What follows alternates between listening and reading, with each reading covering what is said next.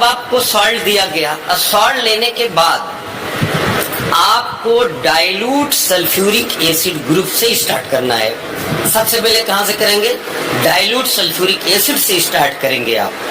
तो आपने क्या किया? सबसे पहले सॉल्ट लिया, उसके बाद आपको सल्फ्यूरिक एसिड उठाना है। देखिए इधर कहीं रखा होगा, ये तो एक्वस कॉपर सोल्यूशन है और इधर बेरियम सल्फेट है और फिर जो है डाइल्यूट HNO3 है, ये रहा डाइल्यूट H2SO4, ये रहा।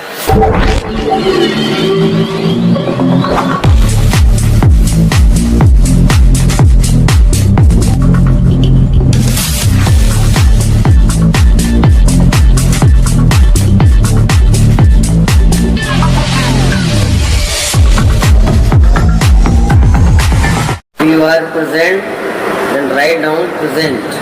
स्टूडेंट देखिए, मैं इस वक्त केमिस्ट्री लैब में हूँ और कुछ प्रैक्टिकल के लिए आज सोच रहा था कि कुछ प्रैक्टिकल की बातें कर लें। जैसे एक बुक है प्रैक्टिकल की, जैसा कि मैंने आपको बताया भी था कि एक प्रैक्टिकल की मैनुअल ले लीजिए। बहुत सारे बच्चों ने ऐसी बुक्स ली हैं जिसमें प्रैक्टिकल फाइल में ही, तो ये एक बुक फॉर्मेट भी आता है इस तरह से। तो मैं आपसे ये कह रहा था कि एक लैबोरेटरी मैनुअल आप सभी लोग ले लीजिए। देखिए दो प्रैक्टिकल्स हैं जो जिन्हें हमें शुरू में ही करना है, बिगनिंग में। मैं आपको सबसे पहले एक सॉल्ट एनालिसिस एक चीज है, उसको कराऊंगा। Qualitative analysis and quantitative analysis, there are two types of analysis. ये KMnO4 का सॉल्यूशन आपने बनाया है। There are two types of analysis, quantitative analysis और क्वालिटेटिव एनालिसिस।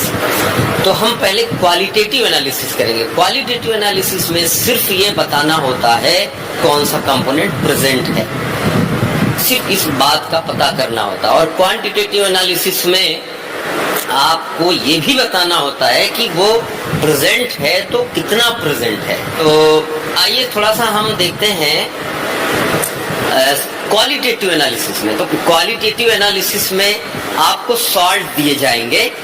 अगर इसमें से मैं आपको सॉल्ट निकाल के दूं तो जाहिर है कि इस बॉक्स पे लिखा हुआ इसका नाम, अगर आप नाम देख लेंगे तो पता लग जाएगा आपको कि क्या है। लेकिन अगर मैं ऐसे ही निकाल के दूं, एक पुड़िया बना के दूं, जैसे डॉक्टर पुड़िया बना के देता है, और फिर मैं कहूं कि कौन कौन से रेडिकल्स हैं, तो आपको फिर क्या करना पड़ेगा? फिर आपको प्रैक्टिकल करना पड़ेगा, क्योंकि आपको ये पता नहीं है कि पोटेशियम आयोडाइड है इसमें। इसी तरह से बहुत सारे सॉल्ट, देखिए कैल्शियम एसीटेट यहाँ पे है, और फिर यहाँ पे क्या है भाई, एल्युमिनियम एसीटेट है, ये एल्युमिनियम एसीटेट। अब वो बच्चा जो बहुत ज्यादा इनको देखा होगा, इनका कलर वलर देख के पहचान जाए, ये अलग बात है। लेकिन आमतौर से सारे के सारे सॉल्ट जो ये मैं दिखा रहा हूँ, ये सब एक ही कलर के होते हैं इत्तेफाक से। तो बच्चों आप जो है, अब ये सपोज दैट कि आपको दिया गया, समझ गए, ये निकाल के दिया गया सॉल्ट, तो इस सॉल्ट को पता करना है कि इसमें कौन कौन से रेडिकल्स हैं। तो there are two types of radicals, acidic radicals and basic radicals. Acidic radical है और बेसिक रेडिकल होता है। तो एसिडिक रेडिकल पहले पहचानते हैं हम और बाद में बेसिक रेडिकल पहचानते हैं। तो एसिडिक रेडिकल पहचानने के लिए भी मेथड्स हैं अलग से, और बेसिक रेडिकल्स पहचानने के लिए भी मेथड्स हैं। रेडिकल्स के लिए थोड़ी मतलब परेशानी होती है, उसमें बहुत ज़्यादा एहतियात की, प्रिकॉशन की ज़रूरत होती है। उसमें जब हम सॉल्यूशन बनाते हैं तो उसका कॉम्बिनेशन तैयार करते हैं कि कौन सा कॉम्बिनेशन किस रेडिकल को एनालाइज करने के लिए सुटेबल होगा। Acidic radicals are of two types. Acidic radical भी दो तरह के होते हैं।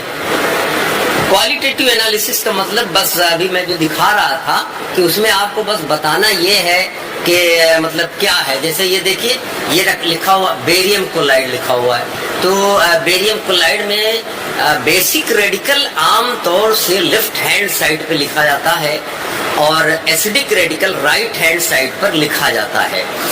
तो बेरियम इसमें बेसिक रेडिकल हुआ और क्लोराइड क्या हुआ, एसिडिक रेडिकल हुआ। तो ये पता करना होता है, जिंक सल्फेट लिखा हुआ देखिए, ये दूसरा है जिंक सल्फेट। तो जिंक सल्फेट में जिंक क्या है, बेसिक रेडिकल है, और सल्फेट क्या है, एसिडिक रेडिकल है। तो एसिडिक रेडिकल भी दो तरह के होते हैं बच्चों। एक होता है dilute acid radical, dilute acid radicals. ये मैं सिर्फ अभी एसिडिक रेडिकल की बात बता रहा हूं। डाइल्यूट सल्फ्यूरिक एसिड रेडिकल्स में कौन कौन से रेडिकल्स हैं, इनके नाम नोट कीजिए आप। कार्बोनेट्स, पहला है कार्बोनेट, CO3 पर 2- चार्ज लिखिए, CO3 पर 2- चार्ज। और दूसरा है आपका नाइट्राइट, NITRITE, नाइट्राइट। नाइट्राइट जो होता है NO2 पर 1- चार्ज, NO2 पर 1- चार्ज। फिर है आपका सल्फाइड, सल्फाइड पर, सल्फाइड का सिंबल है आपका S पर 2- चार्ज। फिर है सल्फाइड, अभी इससे पहले वाला क्या था, सल्फाइड, SULPHIDE, और फिर नेक्स्ट है SULPHITE, सल्फाइड। और सल्फाइड का जो सिंबलाइज किया जाता है SO3 पर 2- चार्ज, SO3 पर 2- चार्ज। और फिर एसीटेट है आपका, एसीटेट CH3COO, CH3COO पर 1- चार्ज। ये है आपका एसिडिक रेडिकल, ऐसा एसिडिक रेडिकल जो डाइल्यूट सल्फ्यूरिक एसिड से एनालाइज होता है।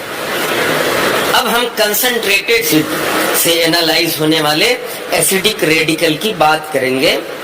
तो कंसंट्रेटेड सल्फ्यूरिक एसिड रेडिकल, इसमें आपका है पहला है आपका क्लोराइड, Cl पर 1- चार्ज लिखिए। अगर आप Cl2 लिख देते हैं तो क्लोरीन गैस हो जाती है।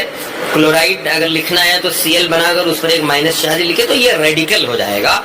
रेडिकल का मतलब उस पे मतलब पॉजिटिव चार्ज है कि नेगेटिव चार्ज है, या फिर उस पे चार्ज नहीं है। इस कॉन्टेक्स्ट में जब बात होती है तो हम उसको रेडिकल कहते हैं। रेडिकल का मतलब species containing some charges, positive charges और नेगेटिव चार्जेस, और फिर न्यूट्रल। तो क्लोराइड हो गया, उसके बाद फिर ब्रोमाइड, ब्रोमाइड Br पे 1- चार्ज, और फिर है आपका आयोडाइड पर 1- चार्ज। ये हम क्या बता रहे हैं, किस बात पर डिस्कस कर रहे हैं, ये हम कंसंट्रेटेड सल्फ्यूरिक एसिड से एनालाइज होने वाले एसिड रेडिकल की बात कर रहे हैं, बेसिक रेडिकल की बात नहीं कर रहे हैं अभी। फिर नेक्स्ट है ब्रोमाइड, आयोडाइड के बाद, आयोडाइड के बाद है आपका नाइट्रेट। नाइट्रेट का जैसे फॉर्मूला होता है आपका NO3 पर 1 नेगेटिव चार्ज होता है, और फिर उसके बाद है ऑक्सिलेट। ऑक्सिलेट आप C2O4 पर 2- चार्ज होता है, C2O4 पर 2- चार्ज। तो ये है आपका क्या है बच्चों, ये सब एसिड रेडिकल्स हैं जो कि कंसंट्रेटेड सल्फ्यूरिक एसिड से एनालाइज होंगे। तो इस तरह से आपने क्या देखा, एसिड और एसिड रेडिकल्स के बारे में आपने देखा कि ये दो तरह के होते हैं, एक डाइल्यूट सल्फ्यूरिक एसिड ग्रुप और दूसरा क्या होता है, कंसंट्रेटेड सल्फ्यूरिक एसिड ग्रुप। इनके फिलहाल आप नाम याद कर जाइए। और अब इनका टेस्ट कैसे करना है, मैं एक का टेस्ट, जैसे कार्बोनेट रेडिकल पहला है। कार्बोनेट रेडिकल कोई सा भी एक सॉल्ट में देखता हूँ जिसपे जैसे सोडियम कार्बोनेट हुआ या फिर पोटेशियम कार्बोनेट हुआ, अभी दिखाई नहीं दे रहा है इधर। चलिए आइए आपको स्टॉक में लेकर चलता हूँ तो उधर शायद मिल जाए। ये है आपका sodium bicarbonate. No, this is bicarbonate, ये कार्बोनेट नहीं है। बाइकार्बोनेट का मतलब होता है कि जो HCO3 जिसका फॉर्मूला होता है। कार्बोनेट अगर होगा तो उस पर सिर्फ CO3 उसका फार्मूला होगा। और अंदर देखते हैं सोडियम कार्बोनेट, हाँ ये मिल गया, देखिए ये है आपका सोडियम कार्बोनेट। Sodium carbonate. तो अब इसमें होगा क्या कि ये मैं दूंगा आपको, तो आप इसको पता करेंगे कि इसमें बेसिक रेडिकल कौन है, भाई सोडियम है, और एसिडिक रेडिकल कौन सा है, कार्बोनेट है। ये कैसे पता लगेगा आपको? अब आपको एनालिसिस करनी है। कैसे? सॉल्ट इसमें से निकाला, अब जब आप लैब में आएंगे तब आपको निकाल के सॉल्ट दिया जाएगा। सॉल्ट लेने के बाद, यही सॉल्ट जो अभी दिखा रहा था, तो सॉल्ट लेने के बाद आपको सबसे पहले शुरुआत कहाँ से करनी है, क्या ऐसा काम करना है कि जिससे आपका प्रैक्टिकल आए।